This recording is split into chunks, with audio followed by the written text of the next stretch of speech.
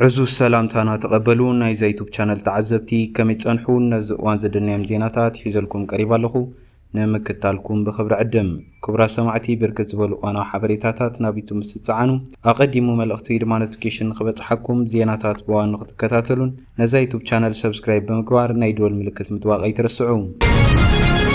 إيران أبتحتي أخرانات زنبر عبيت كتماتات مسائل ناب سراح كم زأتوتو تقليتهم إيران مخزن مسائلات نايمة كواس عقما كاب حدث متقعت نفرتنا مكلخال أبت تقبرو تعري أبتحتي أخرانا ومريت زتهانت عبيت ختماتات مسائل ناب سراح كتأتو كم زجمرتي قلاتهم أزوم مسالتات أبتحت أخرانات بعمقة زتهانت خوينم مخزنات مسائلات سرعات متقواسن زتفالالي مسارة لمعاتن دقفات زحزيهم إيران أبز حلف عامتات وحدات تمساسلت تحت مريت تكالات نهزبي كام زوجات يفلاتم أتوم مسالتات تحت مريت تهانت مخانم نمفلات أن مدفعن ناي مقوام عقمي كام زعبي نقارم بفلايد ما أنصار لمداو متقعت أير أم مريت زعاتو أبو زقنا أن أتوار مكالخل مخاني قلاتم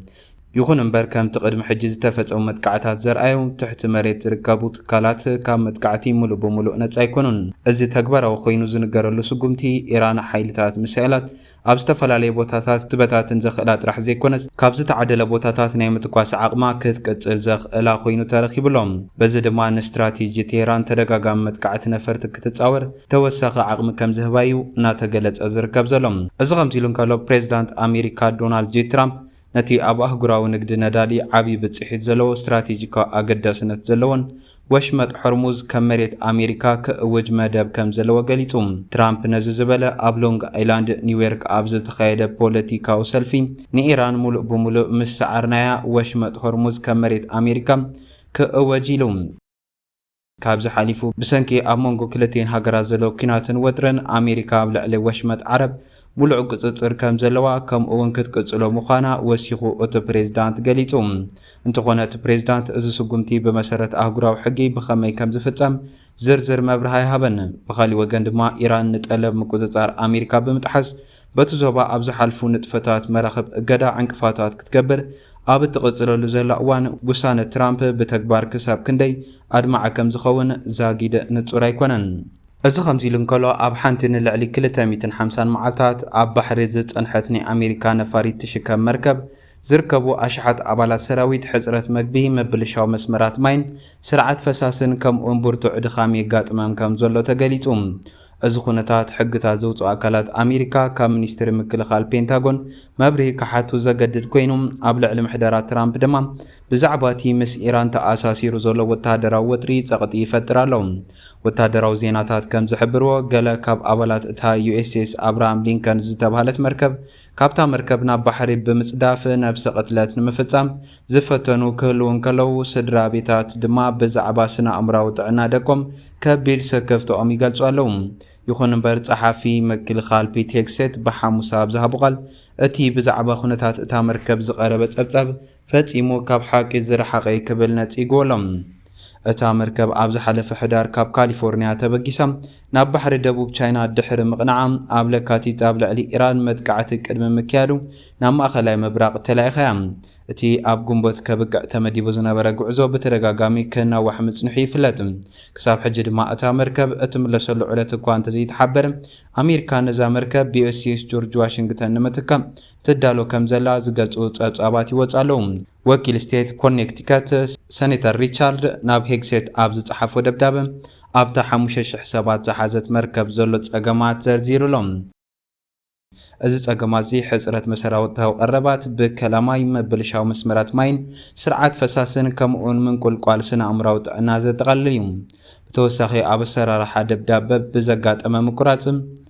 كاب سدرا بيت زلا اخو زنبرو بزحات ببوستا زلا اخو نغراتن اوارح كطفو كم زصنحو تحبيرم از صبصاب حسوس قلحتا يحتت زبل اتي اب كوميتي عدقاو حيلتات زغلغل ديموكرات سناتر ازغونتات حيل بحر امريكا نزحجي زحتتو زلو برتع سرحات كتصور يخل لي ايكلن زبل زعبي حتيل الكبل غليص ولم تمساسال سكفتا زلو سيريتر روبن غالين بوغنم وتادراو اكلاتن حدا وجلو كلتزبين ابتا مركب خدون بزعباتي اسقا خونتات كمرمرون كفقد صويع لهم مع خنات زينا زرخبا حبريتا كم زملكتهم ابز ورحزي حدا بحري baxrኛ ካብታ መርከብ ናብ ባሕሪ ምስ ወደቐ ብሄሊኮፕተር ተሓጊዙ ናብ ሕክምናዊ ረድኤት ከም ዝመሓላለፍ ኮይኑሎም እቲ ፍጻመ ድማ ብኸመይ ከም ዘጋጠመ ምርመራ ይግበረሎም። ሚሊተሪ ታይምስ ዝተባህለ መጽሔት ከም ዝሕብሮ ሓያሎ ኣባላት ሰራዊት ብሰንኪቲ ኣብ ባሕሪ ዝጸንሕሉ ንውሓት ግዜን ዘጋጥሞም ዘሎ ጸገማትን ካብታ መርከብ ናብ ባሕሪ ክጸድፉ ከም ዝሓስቡ ስድራ ቤቶም ገሊጾም ኣለዉ። ካብቲ ዝቐረበ ጥርዓናት ኣባላት ሰራዊት ንልዕሊ ሰሙን ክዳውንቶም ክሓጽቡ ከም ዘይከኣሉን ውዒ መግቢ ከም ዘይረኽቡን ይጥቀስ። ሓደ ስሙ ክጥቀስ ዘይደለየ ቤተሰብ ሓደ ባሕረኛ ማዕኸን ዜና ከም ዝገለጾ እቲ ወተሃደር ካብ ዝዋፈር ጀሚሩ 29 ኪሎግራም ቀኒሱ እዩ። እቲ ወተሃደር ኣብ ናይ ዋትስኣፕ መልእኽቱ ክሳብ ናብ ሞት ዝቐርብ ደኺም ኣለኹ ክብል እዩ ኩነታቱ ገሊጹ። ብተወሳኺ እቲ ካብ ሞተር እታ መርከብ ካብ ምዕላብን ምብራርን ነፈርቲ ዝፍጠር ቀጻሊ ረባሺ ድምፅን ምንቅጥቃጥን ዕረፍቲ ከም ዝኸልኦ ይገሊጹ። ወኪል ህዝቢ ካሊፎርኒያ ማይክል ሌቪን ኣብታ መርከብ ዘሎ ጸገማት ክገልጽ ከሎ ዝተባላሸው መሕጸቢ ኣካላት ሽቓቓት ንሰሙናት ዝተቋረጸ ማሽን ሓጻቢ ክዳን ከምኡውን ፍርቂ ጭልፋ ሩዝን ክልተ ባነን ዝቐርበሉ ግዜ ነይሩ። ሳምና መጥፊኢ ጨና ወይ ናይ ስኒ ሳምና እኳ ኣይነበረን ኢሎም። ሓደ በዓል መዚ ሓይሊ ባሕሪ ኣሜሪካ ከም ዝገለጹ ድማ ኣብታ መርከብ ዝተወሰደ ፈተነታት ነብሰ ቅትለት ከም ዘየለ ገሊጹ። ይኹን እምበር ብሰንኪ እቲ ዝካየድ ዘሎ ኩናት መስመራት ቀረብ ተቋሪጾም ከም ዝነበረ ኣሚኑ ቀዳምነት ንምግቢ ቀጺሉ ንንጽህና ዝጠቕሙ ነገራት ድሕሪኡ ድማ ንደብዳቤታት ንህብ ኣለና ኢሉ። ሄግሴት ብወገኑ መንግስቲ ንኹለን መራኽብን ባሕረኛታትን ዘልዮም ቀረባት ንምምላእ ይሰርሕ ከም ዘሎ ይገሊጹ። ገሊኡ ወፍርታት ካብ ካልእ ንላዕሊ ክነዋሕ ይኽእል እዩ፣ ነዞም ባሕረኛታት ድማ ዓቢ ኣኽብሮት ኣለኒ ኢሉ። ኣብ ጥሪ 2025 ዝተገብረ መጽናዕቲ ከም ዘመልክቶም ኣብ መራኸቢ ሓይሊ ባሕሪ ኣሜሪካ ዝሰርሑ ኣባላት ምስ ካልኦት ጨናፍር ሰራዊት ክነጻጸሩ እንከለው ዝለዓለ ኣእምሮኣዊ ጸቕጢ የጋጥሞም እዩ። ነብሰ ቅትለት ድማ ዛጊድ ኣብ ሓይሊ ባሕሪ ኣሜሪካ ሓደ ካብቶም ቀንዲ ጠንቅሞት ኮይኑ ቀጺሉ ዝርከብ ዘሎ። ናብቲ ካልእ ዜና ምስ ነምርሕ ኣመኻሪ ቀዳማይ ሚኒስተር ኣብ ጉዳያት ምብራቕ ኣፍሪካ ኣቶ ጌታቸው ረዳ ኣብ ሱዳን ዘሎ ኩናት ብዝምልከት መወዳእታ ዘይብሉ ብዝብል መልእኽቲ መሓላሊፉሎም። ኣብ ባይታ ዘሎ ክውንነት ዘረጋግጹ ዘሎ ኣብ ሱዳን ኣብ ዝካየድ ዘሎ ናይ ስልጣን ቃልሲ ዝተሳተፉ ተዋጋእቲ ሓይልታት ብሓይሊ ኣጽዋር ሙሉእ ብሙሉእ ንሕድሕዶም ንምስዓር ዝገብርዎ ዘለዉ ጻዕሪ ከንቱ እዩ ክብል ኣቶ ጌታቸው ረዳ ገሊጹ። ኣመኻሪ ቀዳማይ ሚኒስተር ኣብይ ኣሕመድ ኣብ ጉዳያት ምብራቕ ኣፍሪካ ኣቶ ጌታቸው ረዳ ነዚ መወዳእታ ዘይብሉ ዑደት ኩናት ሱዳን ብዝምልከት ሓያለ ትንተናዊ መልእኽቲ መሓላሊፉ ዘሎ። ሚኒስትር ጌታቸው ኣብ ኤክስ ገጹ ኣብ ዝለጠፎ መልእኽቲ ኣብ ዝሓለፈ ሒደት ሰሙናት ሰራዊት ጀነራል ዓብዱልፈታሕ አልቡርሃን ኣብ ልዕሊ ሓይሊ ቁልጡፍ ስጉምቲ RSF ወታደራዊ ልዕልና ከም ዝረኸበ ብሰፊሕ እኳ እንተተነግረ ሕጂ ግን RSF ሚዛን ናይቲ ኩናት ናብ ፖርት ሱዳን ገጹ የሰጋግሮ ከም ዘሎ ገሊጹ። ኣብ ግዝኣት ሰማያዊ ኣበይ ዝርከባ ከተማታት ኩምሩክን ካይሰንን ብዕጡቃት ሓይልታት ዳግማይ ምምንዛዕ ናይዚ ወታደራዊ ንሕንሕ ምዃኑን ገሊጹ። ጽባሕ ይኹን ድሕሪ ጽባሕ ኣብ ዓውዲ ውግእ እንታይ ከም ዝኸውን ብርግጸኝነት ምግላጽ ዘይከኣል እኳ እንተኾነ ከተማታት ወታደራዊ ማዓስከራትን ከከም ኩነታቱ ካብ ሰሙን ናብ ሰሙን ኢድ ክቀየራ ምዃነን ኣቶ ጌታቸው ረዳ አብሪሁ። እንተኾነ ኣብዚ ኩሉ ህውከት ዘይልወጥ ሓቂ ሕሰምን ስቃይን ድኻ ህዝቢ ሱዳን ካብ መዓልቲ ናብ መዓልቲ እናገደደ ይኸይድ ምህላው ኢሉ። እቲ ኣመኻሪ ተወሳኺ መርመራ ጨዋዳታትን ፖለቲካዊ ቅልውላው እቲ ሃገር መፍትሒ ከም ዘየምጽእውን ኣስሚሩሉ። ክልቲኦም ወገናት ኣብ ክንዲ ምትኳስ ዘተ እቲ እንኮ ናይ መወዳእታ ኣማራፂ ምዃኑ ክቕበሉ ከም ዘለዎም እውን ኣመኺሩ። ነዚ ተመሳሳሊ ኣማራፂ ሰላምን ዘተን ንጀነራል አልቡርሃን ቅድሚ ሕጂ ኣብ ፖርት ሱዳን ኣብ ዝገበሩ ዑደት እውን ከም ዘመሓላለፈ ዘኻኺሩ። ኣብ ጉዳይ ሱዳን ጣልቃ ንዝኣትው ናይ ወፃኢ ሓይልታትን ማሕበረሰብ ዓለምን መልእኽቲ ዘመሓላለፈ ኣይተ ጌታቸው ብናይ ወፃኢ መንግስታት ይኹን ብኻልእ ውድባት ንተጋደልቲ ዝወሃብ ዝኾነ ይኹን ዓይነት ደገፍ ሚዛን ሓይሊ ብሓንሳብ ከም ዝቐየረ ኣመልኪቱ።